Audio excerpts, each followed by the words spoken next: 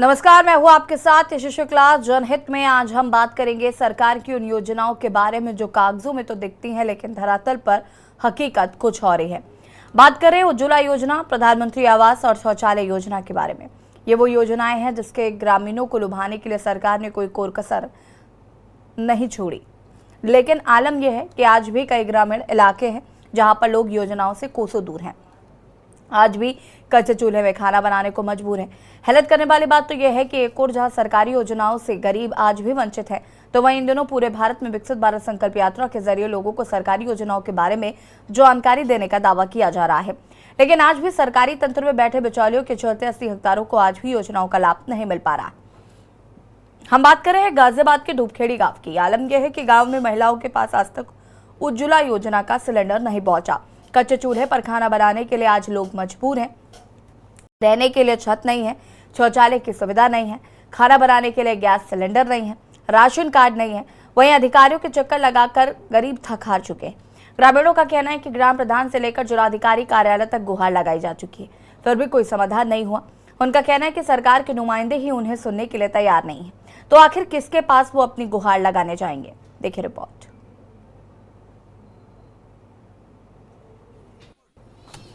मैंने राशन जो ये क्या नाम है सिलेंडर, इनके फार्म भराए वो भी रद्द, शौचालय के फार्म भराए वो भी रद्द। हर काम के मैं फार्म भराती हूँ कि किसी गरीब आदमी का काम चले। तो कितने शौचालय आपके गांव में बने क्या अभी सरकार की योजना? सुनो, शौचालय के पैसा बहुत ज्यादा मिले, प्रधान की उसमें मिले हैं, लेकिन उनका हमको वो दिखा दो, बायोडाटा दे दो कितना बना है प्रधान ने। लेकिन जिस गरीब आदमी को जरूरत है उसको नहीं बना तो उसका फायदा क्या है। प्रधान पैसा दिला रहे हैं उनको दिला रहे हैं जिनको जरूरत नहीं है। इनके पास राशन कार्ड तक भी नहीं है। कहीं ना कहीं घोटाला हो रहा है इसमें, घोटाला हो रहा है बहुत ज्यादा। इसमें अधिकारी भी मिले हुए हैं, प्रधान भी मिला हुआ है। मैं खुल के कह रही हूँ, मुझे कोई इससे नहीं है, ना मुझे इनसे किसी रुपया का लालच है कि मुझे ये पैसा दें, कोई लालच नहीं। प्रधान के पास गए थे, अच्छा, आधार कार्ड भी ऑनलाइन करवा दिया हमने। हमारी प्रधान ने भी, बिट्टू ने भी नहीं सुनी और किसी ने भी नहीं सुनी। और पंडित जी ये प्रधान जी ये इन्होंने भी नहीं सुने बिल्कुल भी। तो कहीं किसी अधिकारी के पास गए आप, एसडीएम के पास? देखो इतने हम गरीब आदमी, हम जो अनपढ़ आदमी हम। अच्छा, कहीं नहीं गए? हम नहीं गए। आप जी नहीं। जो शौचालय की बात करें, गांव में शौचालय बनवाए गए थे प्रधान के द्वारा, आपके यहाँ बना शौचालय? जी नहीं बना। शौचालय भी नहीं बना? नहीं जी। तो क्या आपने कभी कोई प्रार्थना पत्र दिया किसी को? जी गई जी, वहाँ पे गए, उसके द्वारा डीएम के द्वारा उन्होंने भी सुनाई ना करी। डीएम कहाँ?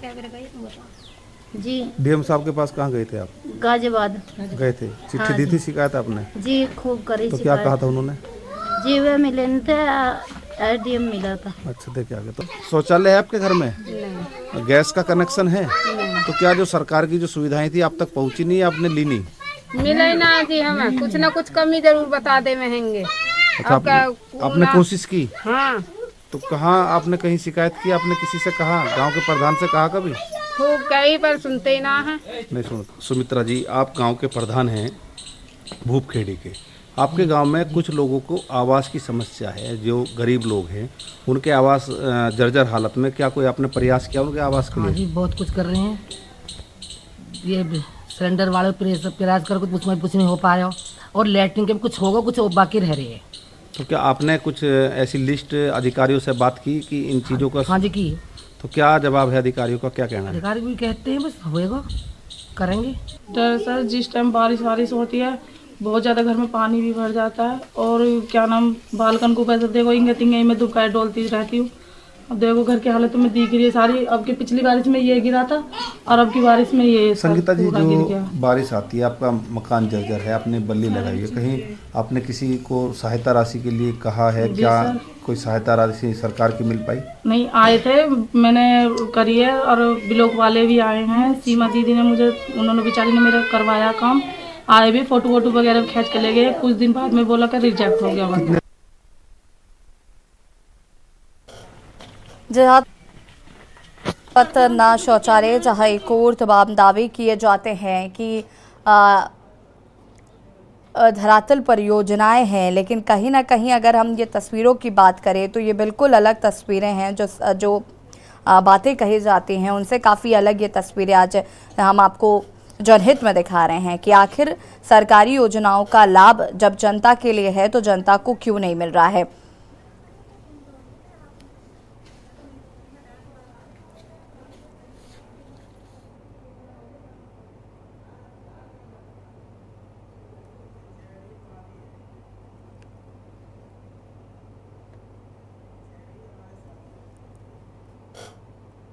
और इसी खबर पर हमारे साथ जयवीर मावी जुड़ चुके हैं। जयवीर, क्या कुछ जानकारी है? एक और जहां पर विकसित भारत का सपना देखा जा रहा है, जन जन तक योजनाएं पहुंचाने का काम किया जा रहा है, लेकिन जो आपने यहाँ पर लोगों से बातचीत की है उससे कहीं ना कहीं ये साफ समझ में आता है कि जनता के बीच योजनाओं का लाभ नहीं मिल पा रहा है। सरकार तो कोशिश कर रही, लेकिन धरातल पर चीजें नहीं हो पा रही हैं।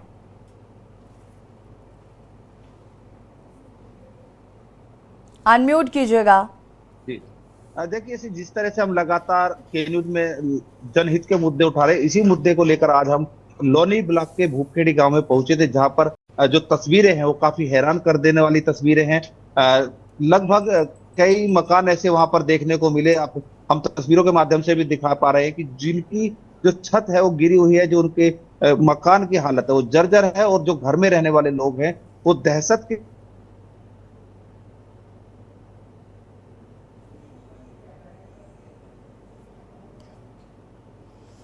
ठीक है, जयवीर की आवाज हम तक नहीं आ पा रही, वापस संपर्क करने की कोशिश करते हैं।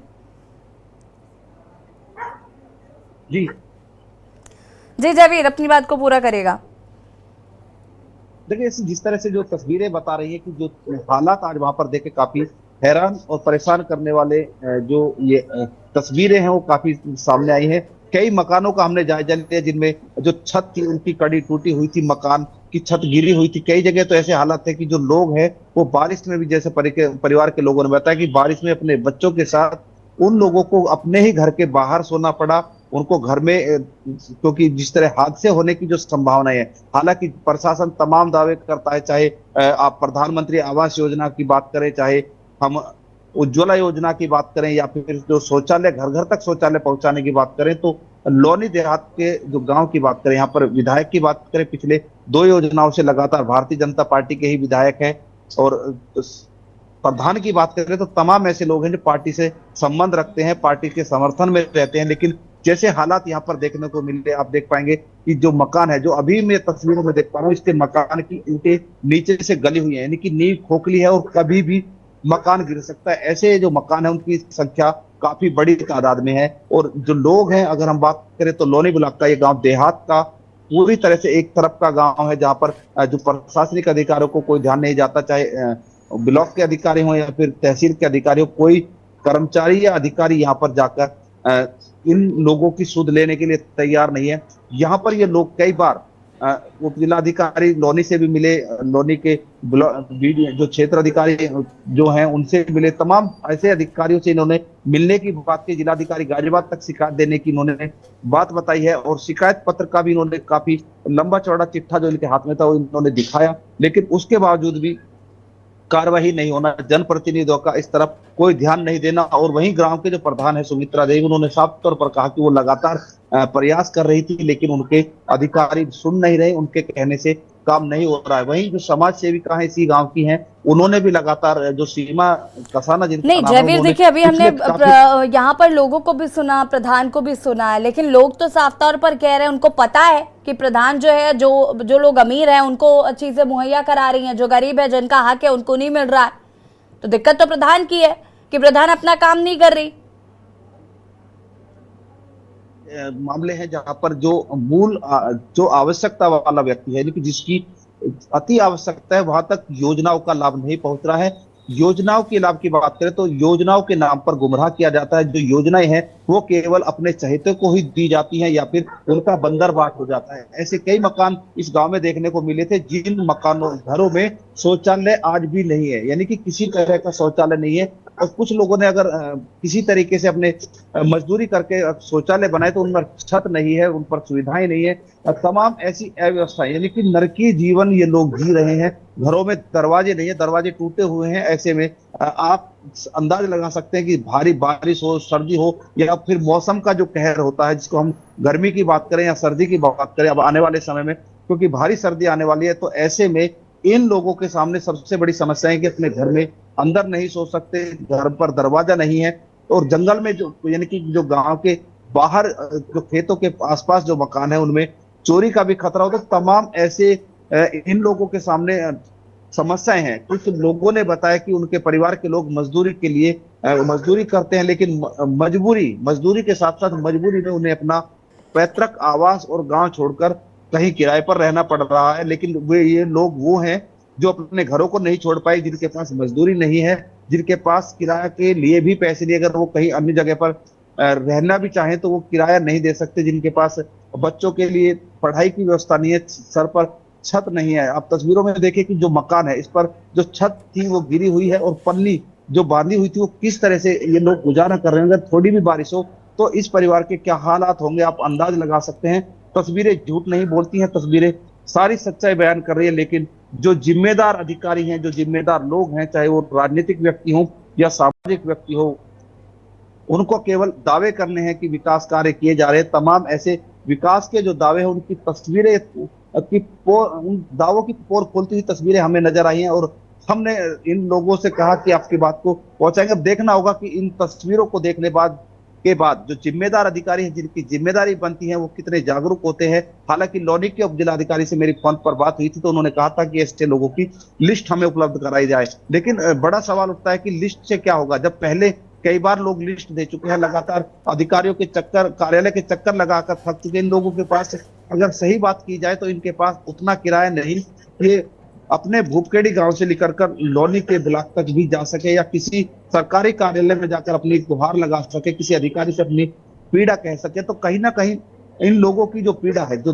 जिस तरह के हालात है, वो काफी शर्मसार करने वाले हालात है। काफी दयनीय स्थिति में लोग यहाँ पर जी रहे हैं। दिल्ली एनसीआर का ही इलाका है जिसको आप तस्वीरों के माध्यम से देख रहे हैं। आप अंदाज लगाइए कि दिल्ली एनसीआर के लोग किस तरह से अपने जीवन यापन कर रहे हैं, किस तरह अपने परिवार का पोषण कर रहे हैं। कहीं ना कहीं अंदाज इन तस्वीरों के माध्यम से आप लगा सकते हैं कि आखिर कितनी बदहाली है। और जब दिल्ली के आसपास के ऐसे हालात होंगे, जब दिल्ली जो सटा हुआ क्षेत्र है उत्तर प्रदेश की पूरे की बात, चलिए जावेद वापस आएंगे आपके पास। एक दर्शक हमारे साथ जुड़ चुके हैं, उनसे बात कर लेते हैं। वापस आते हैं आपके पास। पिंकू खान हमारे साथ जुड़ चुके हैं, दर्शक है कानपुर देहात से। बहुत बहुत स्वागत है, अपनी बात रख सकते हैं।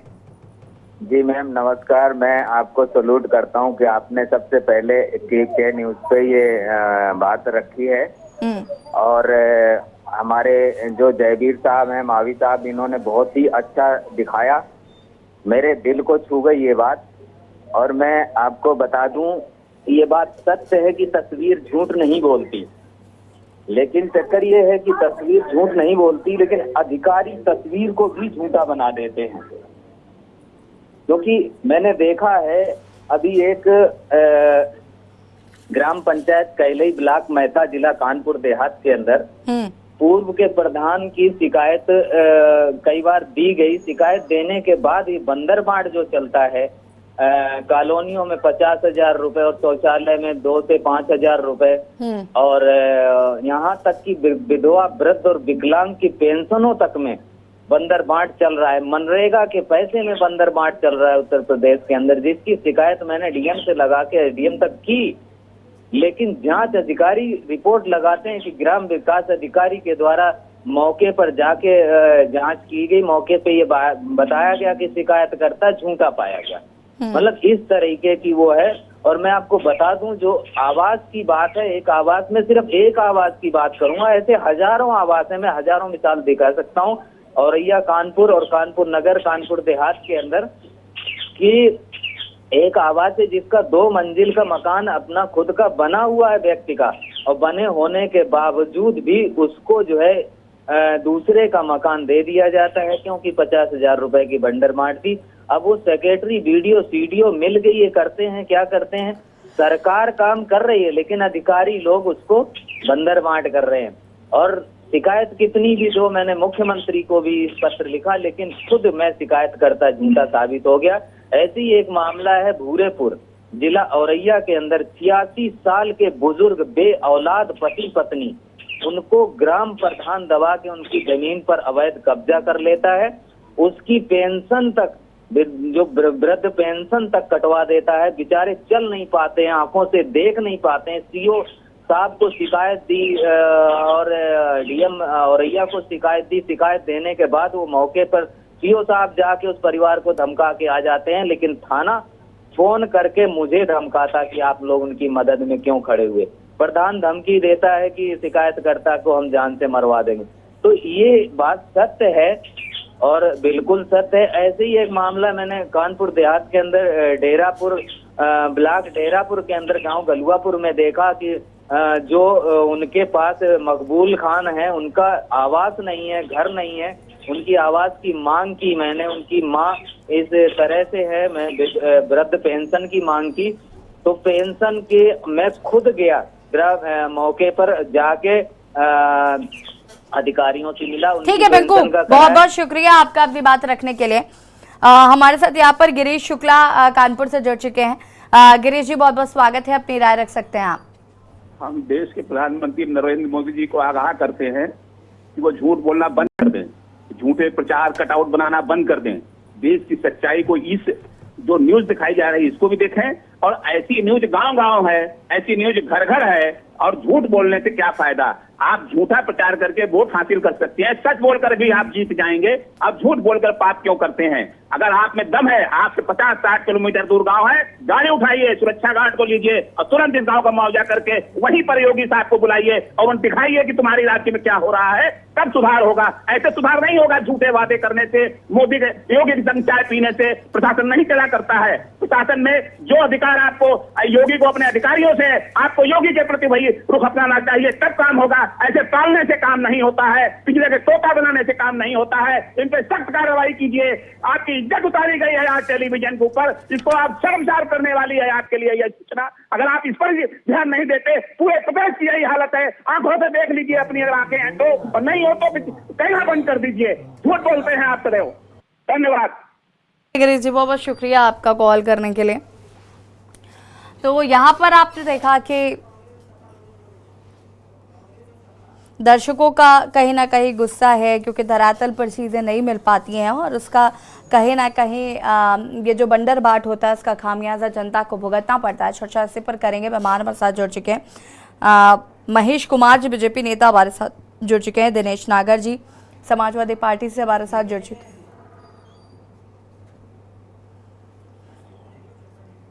और दिनेश नागर जी और राज शर्मा जी कांग्रेस के प्रवक्ता हैं, वो हमारे साथ जुड़ चुके हैं। फिलहाल माफ़ कीजिएगा, बीजेपी के नेता हमारे साथ नहीं हैं। आप सभी का स्वागत। और शुरुआत मैं करूंगी यहाँ पर राज्य आपसे। एक और जहाँ पर अब चूंकि लोकसभा चुनाव सर पे हैं, तो जो योजनाएं हैं धरातल पर किस तरीके से काम कर रही हैं, कैसा काम हो रहा है, ये सब जन जन तक पहुँचाने की कवायद को तेज़ कर दिया गया। लेकिन हमने जब हमारे संवाददाता ने धरातल पर जाकर देखा तो कहीं ना कहीं ये पाया कि बंदर बाट की वजह से आम जनता को ये योजनाओं का लाभ नहीं मिल पा रहा है। मैं ये सीधी सबसे पहले बात कह दूं, इस सब की जो जिम्मेदारी जा रही है मेरे जैसे वोटर्स को जा रही है। जब भारतीय जनता पार्टी जान चुकी है कि धर्म के नाम पे लड़ा के हम जीत जाएंगे, काम क्यों करेंगे ये लोग भाई? इन लोगों को जब पैसा चाहिए, इन लोगों के पास कहीं से पैसा कम दिखता है तो ये नेताओं के यहां छापा मार लेते हैं। मेरा ये मानना है कि अभी मैं टेलीफोन पे भी आपसे कोई दर्शक जुड़े थे, उन्होंने बहुत बेहतरीन बात बोली कि प्रधानमंत्री जी क्या ये देख नहीं रहे? मैं तो रोज सुबह जाता हूं पेट्रोल पंप पे, एक नूरानी चेहरा देख लेता हूं कि 200 रुपए सिलेंडर में कम हो गए।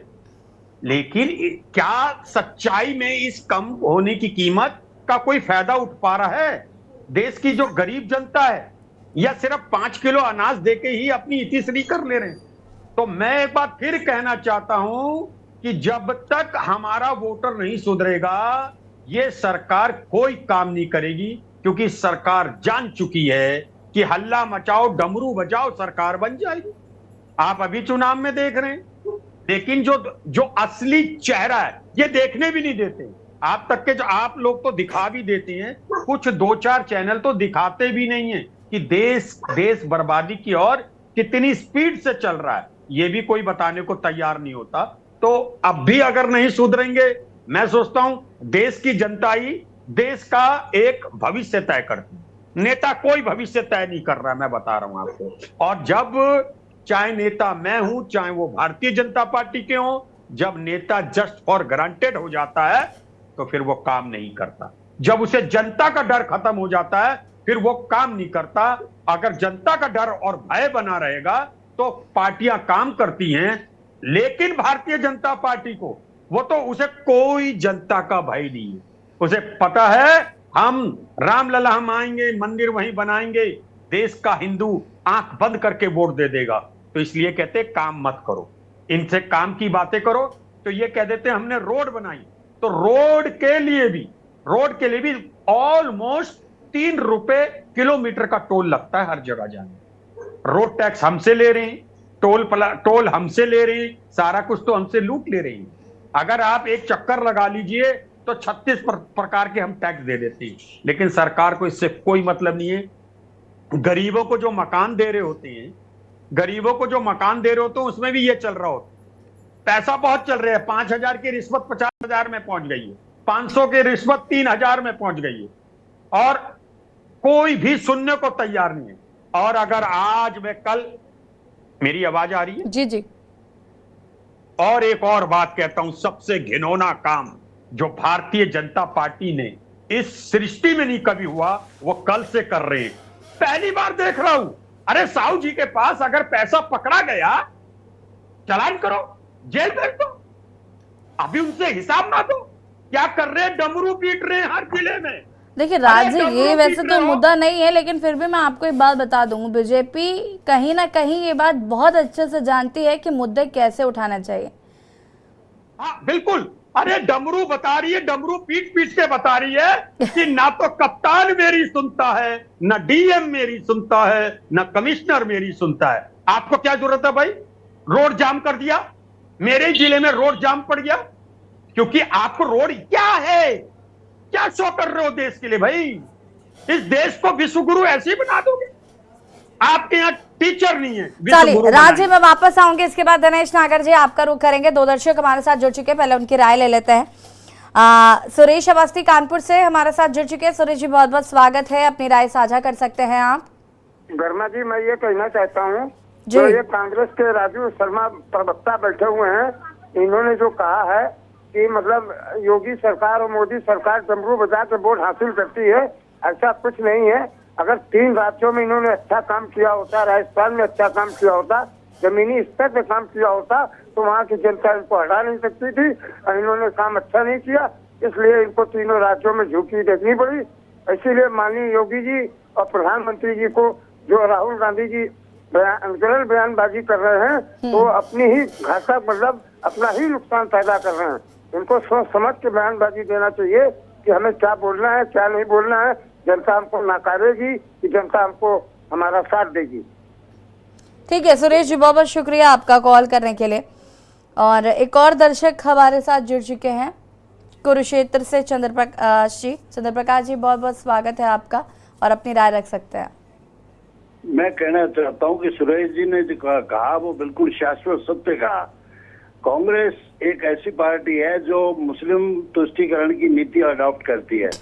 प्रोटम स्पीकर बना करके अकबरुद्दीन ओवैसी को कांग्रेस क्या सिद्ध करना चाहती है कि हिंदुओं को हम जूते पड़वाएंगे तेलंगाना में? ये एक मानसिकता है कांग्रेस की, और इस प्रकार से आप राजनीति करेंगे। 80% को आप इग्नोर करेंगे, और फिर चोरों की पार्टी है, गंगोत्री इनकी वहां से बह रही है। देखिए आप, पूरा देश देख रहा है कितने करोड़ जो है वो पैसे निकल रहे हैं, उनके बैग में कितना सोना पड़ा है। ये चोरों की पार्टी है, इन्होंने लूटा है 70 साल में, देश की अस्मिता के साथ इन्होंने खिलवाड़ किया है। इनको तो पूरी पार्टी को इग्नोर करके इनको ऐसे गंगा जी में जाकर के पटक देना चाहिए ताकि इनका कोई नाम लेवा ना हो। शुक्रिया आपका कॉल करने के लिए। समरजीत महाराष्ट्र से एक और दर्शक हमारे साथ जुड़ चुके हैं। समरजीत जी आपका बहुत बहुत स्वागत है, अपनी राय रख सकते हैं आप। हाँ, मेरा कहना यह है कि जो कांग्रेस वाले बैठ के भाषण दे रहे हैं, इनके राज में तो कोई आवास नहीं आता था, पैसा खत्म हो जाता था। और दूसरी बात क्या था कि जितने भी पैसे आते थे सब लोग कांग्रेसी खा जाते थे, और इनको शर्म नहीं आ रही, बोल रहे बीजेपी को बता रहे हैं बीजेपी को हमको कुछ दे रही, घर तक पहुंच रहा है। ये तो सबसे बड़े चोर पूरे कांग्रेसी चोर हैं। एक भी आवाज नहीं आता था, पैसा खा जाते थे। जो मरा आवाज में उसका लोग वृद्धा पेंशन लेते थे। ये लोग शर्म नहीं है, बात कर रहे हैं बैठ के टीवी पर। थोड़ा देखो, और यहाँ सपा वालों का है, अगर इनकी तो हालत होगी ना, इनकी जमानत जब्त हो जाएगी अगले 24 में। ठीक है समरजीत जी, बहुत बहुत शुक्रिया आपका कॉल करने के लिए। निशांत मध्य प्रदेश से हमारे साथ एक और दर्शक जुड़ चुके हैं। निशांत जी, आपका भी बहुत बहुत स्वागत है, अपनी राय रख सकते हैं आप। हाँ जी मैम, नमस्कार। मेरा मानना ये है कि हेलो जी जी कंटिन्यू करें प्लीज। हाँ जी मैम, मेरी मानना ये है मैम, जो जितना भी ये विकास का बात करते हैं बीजेपी वाले, उनका एक मानना होता है कि विकास नीचे तक जा रहा है, लेकिन विकास नीचे तक जा नहीं पा रहा। और कांग्रेस वाले जो है वो ये बता नहीं पा रहे कि हम इनका अल्टरनेट दे पाएंगे।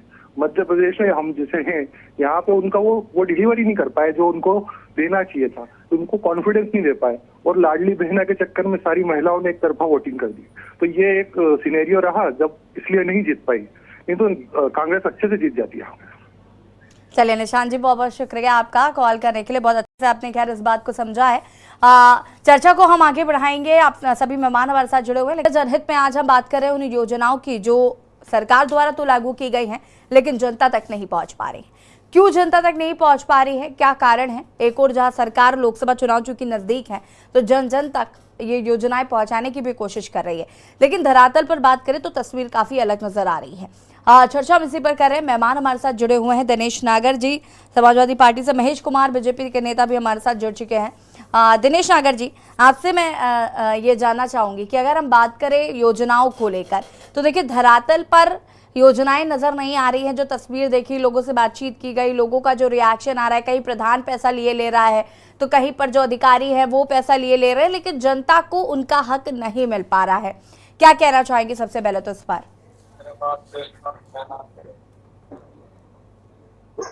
दिनेश जी,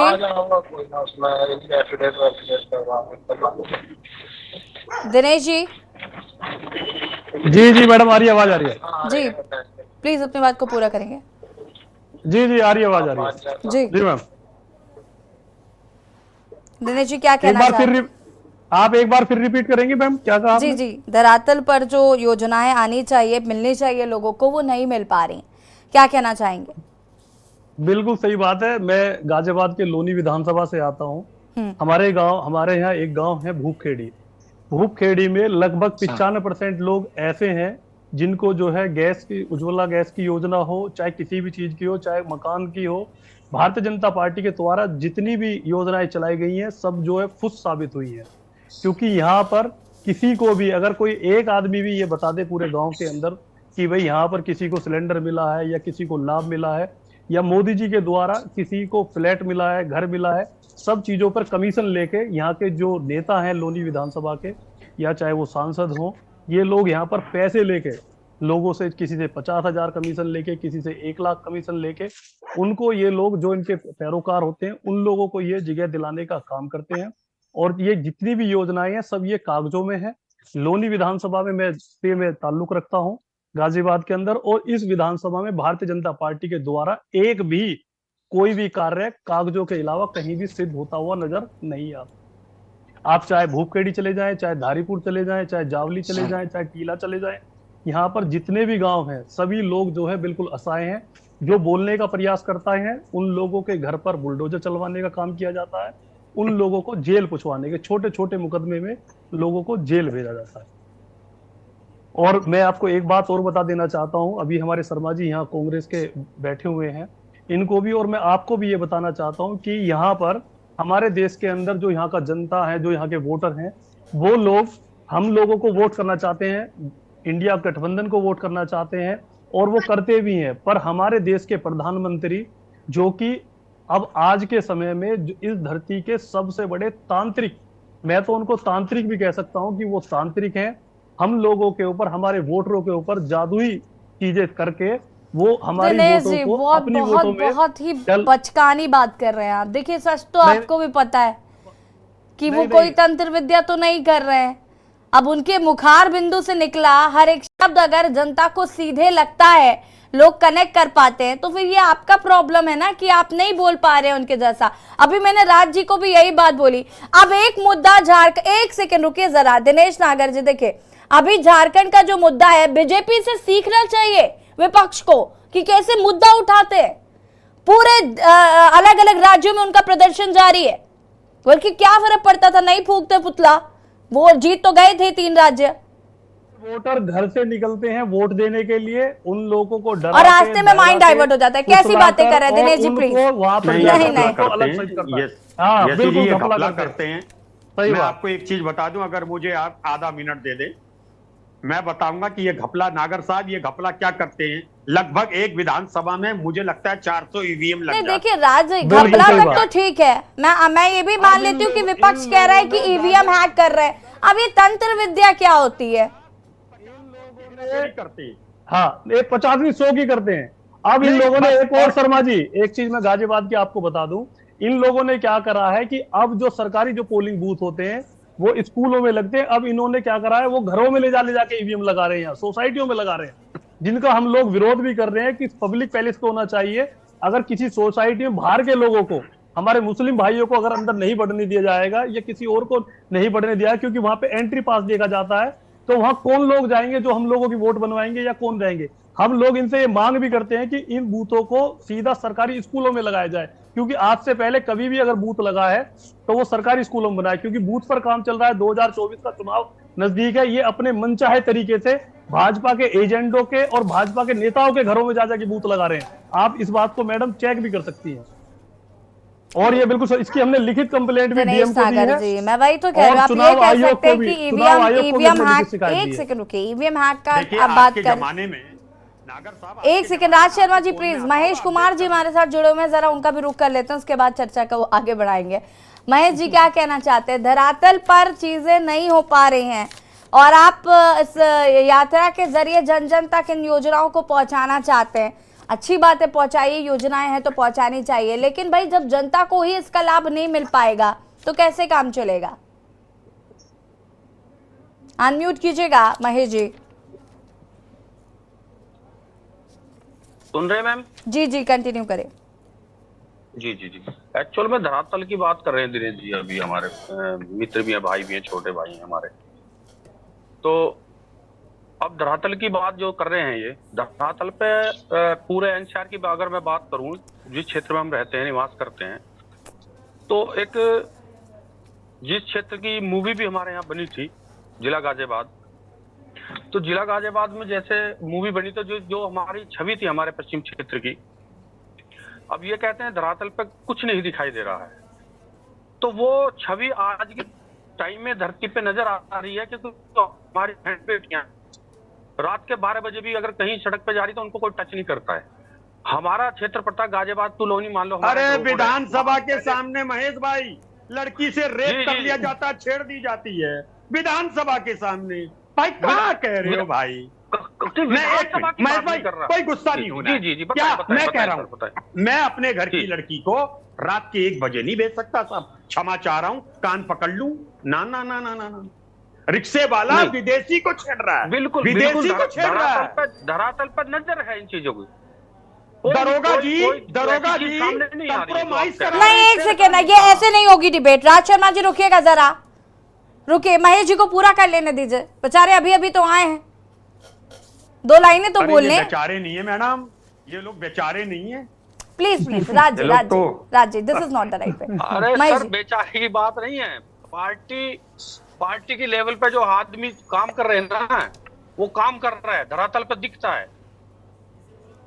गड्ढे होते थे। महेश जी प्लीज अपना फ्रेम ठीक कीजिए। महेश भाई, जी जी, महेश भाई की कैमरा सही करिए आप, कैमरा पहले। एनसीआर में महेश जी जरा अपना फ्रेम ठीक करिए please. Ji ji ji, camera सही करिए। हाँ, हो गया, ठीक है। नहीं सही है, ठीक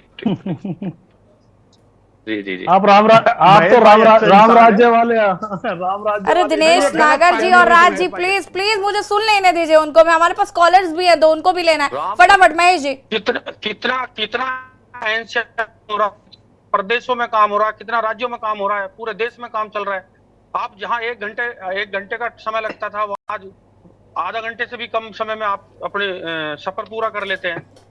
आप कहते हैं धरातल पर कोई चीज नहीं दिख रही। महेश जी देखिए, ये नहीं कह रही हूँ मैं, योजनाओं के लाभ की बात हो रही है, सड़कें बन रही, ठीक है, मैं मान लेती हूँ फिलहाल, लेकिन अभी हम अभी हमने लोगों से, देखिए लोगों से बातचीत की, हमारे संवाददाता ने, उन्होंने साफ तौर पर कहा उज्ज्वला योजना का लाभ नहीं मिल रहा, प्रधान पैसा खा जाते हैं, अधिकारी पैसा खा जाते हैं, उन तक तो कुछ पहुंच ही नहीं रहा। हम ये बात कर रहे हैं सीधा उजला योजना की मैं गाजियाबाद की बात करता हूं अगर, तो गाजियाबाद में शायद दिनेश जी जैसे बता रहे थे, देखो जनप्रतिनिधि किस पार्टी को बिलोंग करता है, किस पार्टी को बिलोंग नहीं करता है, वो अपने ऊपर, क्योंकि सरकारी योजना प्रति गांव में जाएगी, प्रति जनप्रतिनिधि के पास पहुंचती है। अब वो उसको लाभ अपनी जनता को कैसे पहुंचाता है, वो जनप्रतिनिधि का अधिकार होता है। वो कहाँ मिस्टेक करता है, कहाँ नहीं पहुंचता, लेकिन सरकार जो अपनी योजनाओं को बाकायदे हर गांव में हर जगह पहुंचाती है। महेश जी, तो आप ये कहना चाहते हैं कि सरकार ने योजना दे दी, अब जनता तक पहुंच रही है नहीं पहुंच रही है वो जनता जाने, प्रधान जाने, प्रतिनिधि जाने। हमारे यहाँ जो भी योजना आती है प्रधान अपना 100% रिजल्ट देता है, और क्योंकि प्रधान जो होता है वो अपने गांव के लोगों को जानता है कहाँ कौन सी चीज को किस किस की जरूरत है। चलिए जी, ठीक है महेश जी, जरा दर्शकों का रुख कर लेते हैं, उसके बाद वापस आते हैं आपके पास। सुरेंद्र सिंह प्रजापति हमारे साथ जुड़े हुए हैं, दर्शक है। सुरेंद्र जी, बहुत बहुत स्वागत है आपका, अपनी राय रख सकते हैं आप। राय रखने के लिए हमारे पास है ही क्या, तो भारतीय जनता पार्टी के लोग इस समय हीरो हैं।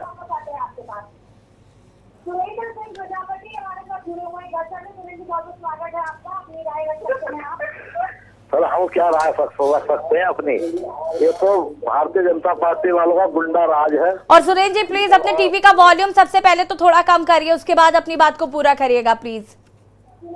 अच्छा जी ठीक है, अभी करते हैं।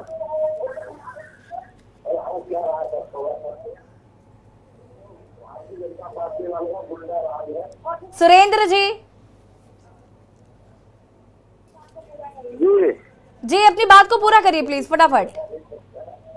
और मैं ये कहना चाह रहा था, जो अभी खेल इन्होंने किया 3 राज्यों में और अभी तक अपना मुख्यमंत्री तय नहीं कर पा रहे, तो ये क्या मैसेज सही जा रहा है लोगों के पब्लिक में या गलत? तो ठीक है सुरेंद्र जी, बहुत बहुत शुक्रिया कॉल करने के लिए। जितेंद्र मेरठ से हमारे साथ जुड़ चुके हैं। जितेंद्र जी आपका भी बहुत बहुत स्वागत, अपनी बात रख सकते हैं आप। गरिमा जी धन्यवाद, नमस्कार। मैं बराबर आपका दर्शक हूँ बहुत वर्षों से, और बहुत अच्छा विषय है ये। इसमें मैं बहुत सही बात कहना चाहूँगा कि जो पात्र हैं वो तो वंचित हो रहे हैं योजनाओं से सरकारी, और जो अपात्र हैं काफी वो योजनाओं का लाभ भी ले रहे हैं। अब ये जैसे राशन है, तो मैंने देखा है उसमें एक नियम ये भी है कि आप अपात्र हो सकते हैं कि अगर आप पे 2 पहिया व्हीकल होता है तो आप अपात्र हो जाएंगे। पर मैंने देखा राशन की दुकान पे कि वहाँ जो भी आता है वो 2 पहिया वाहन पे आता है, एक्टिवा पे नहीं या इलेक्ट्रिक व्हीकल पे, और अपना राशन रख करके निकल जाता है। अब मैं जो है अपना राशन कार्ड बनवाने गया, एक बार बना था, कैंसिल हो गया, तो वो कहते कि जी आय प्रमाण पत्र लाइए। मैंने कहा भाई मेरी तो अब 66 साल उम्र है, मैं आय प्रमाण पत्र कहाँ से लाऊं, मैं तो खुद आश्रित हूँ अपने बच्चों पे, बेटियों पे, बेटियां पैसे भेज देती है, उससे अपना जैसे खर्चा चला लेते हैं। तो कहते जी नहीं आय प्रमाण पत्र कुछ भी दिखाइए आप। मैंने जब कुछ है ही नहीं तो मैं दिखाऊं कहाँ से? तो ये है कि ठीक है जितेंद्र जी, बहुत बहुत शुक्रिया आपका कॉल करने के लिए। और बता दें आपको कि आज हम बात कर रहे हैं उन योजनाओं की जो धरातल पर सरकार द्वारा तो लाई गई लेकिन जनता तक नहीं पहुंच पा रही हैं। राज जी अपनी बात को पूरा करेंगे प्लीज। मैं कह रहा था महेश भाई बहुत अच्छी बात बता रहे थे, लेकिन महेश भाई को मैं एक चीज बता दूं कि ये उत्तर प्रदेश सिर्फ गाजियाबाद तक नहीं सिमटता है, ठीक है ना। 75 जिले और 75 जिलों में एक और बात कहना चाहता हूं मैडम, मैं 29 सितंबर को जो धान तोला गया था, मैं 5 जिले गिना दूंगा, बरेली, बदायूं, शाजापुर, पीलीभीत, आज तक किसान को पैसा नहीं मिला। ये उज्ज्वला अभी तो छोड़ दीजिए, यहाँ मिल क्या रहा है अच्छा बताइए। महेश भाई दिल में आत्मा में रख के कह देना क्या मिल रहा है। बच्चे को नौकरी नहीं मिलती, गरीब को सिलेंडर नहीं मिलता। मैं भी अब सिलेंडर इंतजार कर रहा हूं कि यूपी में आप दे दो 500 रुपए का, तो मैं भी कान पकड़ के आपके पीछे पीछे चलूं, मगर नहीं दो। आप देश को, महेश भाई, देश को विश्व गुरु बनाने के लिए बहुत सा सैक्रिफाइस आपको करना हो, जो कि नहीं कर रहे हैं। बस नूरानी चेहरा, जैसे आपका भी नूरानी चेहरा, बड़े आप लोग खुशहाल हैं। अभी एक दर्शक कह रहे थे सही है, क्या कह दें हम, क्या कह दें इस देश के लिए। मुझे 2 बातें बता दीजिए। आप संविदा में रख रहे हैं, मेरे जिले में एक इंस्टीट्यूट जिसमें 3500 कुछ दर्शक राज जी ये भी कह रहे थे कि कांग्रेस और सपा क्या कर पाएगी। अब एक और बात है, मैं बता रहा हूं यशी जी, ये बता रहा हूं, आपने एक बात अच्छी बोली, कहीं हमारी कमी है, मैं बिल्कुल ब्लंटली कहता हूं, कहीं हमारी कमी है कि जो हम वहां सरकार नहीं बना पाए, कहीं तो है, कहीं है कमी भाई इन्हें। लेकिन प्रजा ने हमें बहुत वोट दिया, लेकिन वो हर मशीन से 50 वोट ट्रांसफर हो गए।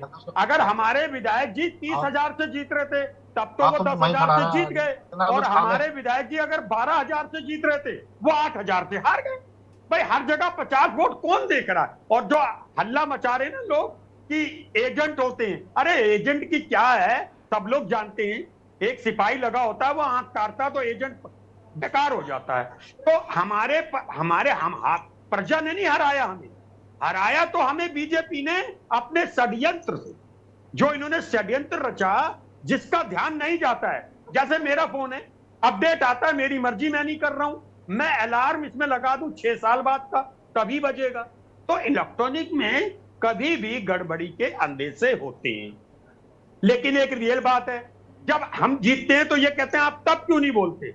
देखिए, नकल करके बच्चा पास हो जाए या कैसे भी हो जाए, उसकी खुशी का ठिकाना तो नहीं बोलेगा। ये ह्यूमन टेंडेंसी है हमारी, है ना। जब आदमी के चोट लगती है, आहत तभी निकलती है, जब वो खुशहाल दौड़ रहा होता है। एक तरफ तो आप कह रहे हो कि गलतियां हैं, गलतियां भी मान रहे हो, और जब कोई चीज कोई व्यक्ति हार जाता है, कोई हार जाता है ना, तो झुंझलाहट का आप जायज हैं, आप जायज हैं। अच्छा, मैं एक बात कह रहा हूं महेश भाई, आप झुंझला रहे हैं, लेकिन सच्चाई ये है, एक्सेप्ट कर रहे हो कि गलतियां हैं।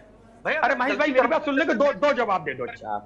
महेश भाई 2 जवाब दे दो बस। आप खुद कह रहे हो हमारी गलतियां रही हैं। महेश भाई 2 जवाब दे दो। कैसे एक्सेप्ट करेंगे आपको? महेश भाई 2 जवाब दे दो। उसको एक्सेप्ट, मेरे देश का उसको करेंगे। अच्छा, मेरी बात सुन लेंगे आप? महेश भाई बहुत अच्छे इंसान हो, सुन लो बात, और तो सुनते नहीं, आप सुनोगे मुझे उम्मीद है। अच्छा ये बताओ, मेरे देश का प्रधानमंत्री आदरणीय यशस्वी 62 इंच का जिसका सीना हो, 33 से 40 दिन वो चुनाव में बिजी, मेरे देश के प्रधानमंत्री ने अपना ऑफिस ही नहीं देखा।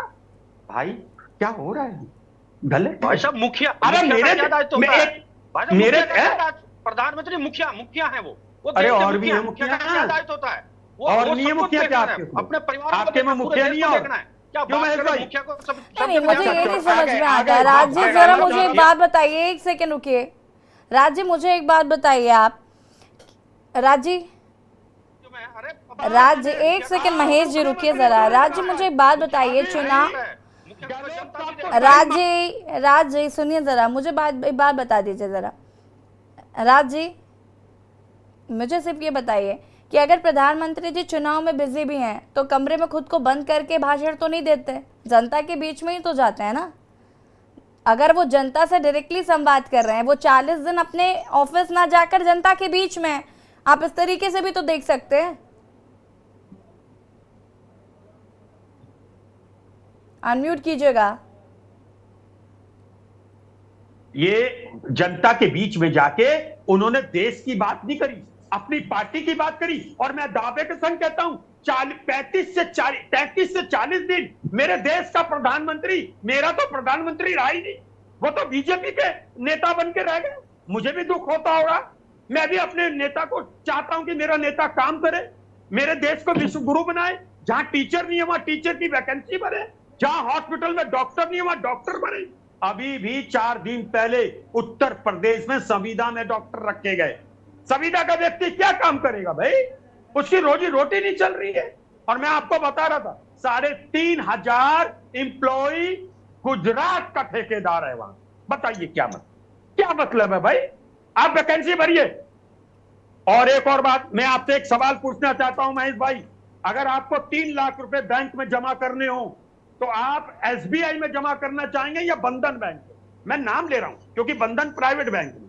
अगर आपको 10 करोड़ करना चाहिए जमा, आप एसबीआई में जाएंगे।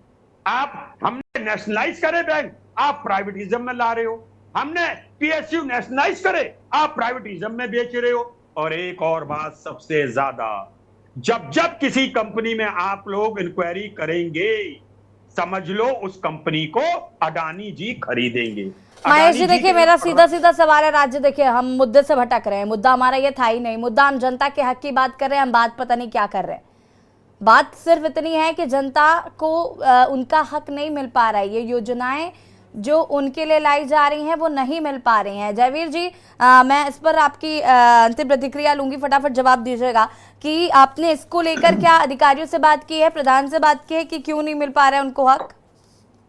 देखिए, ऐसी जब इस विषय पर गांव के प्रधान से हमने बात की तो उन्होंने साफ तौर पर कहा कि वो लगातार अधिकारी के संपर्क में है, लेकिन अधिकारी उनकी सुन नहीं रहे हैं और वो जो एक लिस्ट दी जाती है उस लिस्ट के अनुसार अधिकारियों के लगातार चक्कर काटने के बाद भी तमाम जो योजनाएं हैं जो गांव के लोगों को, जो उसके पात्र लोग हैं, उन लोगों को मिलनी चाहिए, लेकिन वो योजनाएं उन तक नहीं पहुंच पा रही है। कहीं ना कहीं जो प्रधान थे उनका भी साफ तौर पर इशारा भ्रष्टाचार की तरफ था, उनका भी साफ तौर पर यही कहना था, जो इशारे उन्होंने किए। जिस तरह से जब बात हुई कि जो अधिकारी है वो हिस्सा चाहते हैं, यानी कि कहीं ना कहीं हिस्सेदारी की भी लड़ाई है, और जो कुछ योजनाएं हैं वो काफी कम योजनाएं यहाँ पर पहुंच रही हैं, उसमें भी जो पहले की जब बात करें तो कहीं ना कहीं राजनीतिक आरोप एक दूसरे पर, पूर्व प्रधान पर या अन्य लोगों पर। जी ठीक है, बहुत बहुत शुक्रिया आप सभी का चर्चा में शामिल होने के लिए। और एक दर्शक हमारे साथ जुड़े हुए हैं, अपनी राय साझा कर सकते हैं आप। हेलो जी जी, अपनी राय साझा करिए प्लीज। जी, मुझे सिर्फ इतना सा कहना है, जो कांग्रेस के हमारे व्यक्ति यहाँ बैठे हैं राज शर्मा जी, इनसे मैं कहना चाहता हूँ, मैं तो यही कहना चाहता हूँ कि आपके जितने मुद्दे हैं, आप प्रधानमंत्री पे उंगली उठाते हैं, आप प्रधानमंत्री के लिए बात करते हैं, प्रधानमंत्री अपना काम प्रधानमंत्री के अनुसार करते हैं, और जब वो पार्टी के लिए जाते हैं तो वो पार्टी के कार्यकर्ता के अनुसार कार्य करते हैं, तो उन पर उंगली उठाने का कोई फायदा नहीं है। आपके जितने मुद्दे हैं उन सबको जनता सुनती है, उसके बाद भी आप लोग जीतते हैं, फिर भी आपको समझ में नहीं आता कि प्रधानमंत्री को बोलने से कुछ नहीं होगा, कुछ नहीं होगा। देश बढ़ रहा है आगे, 70 साल कांग्रेस के राज में नहीं बढ़ा, अब बढ़ रहा है, तरक्की दिख रही है लोगों को, इसलिए नरेंद्र मोदी जीत रहे हैं ना। आप अपनी कार्यशैली को परिवर्तित कीजिए, उनको गाली देने से अच्छा है। Thank you so much.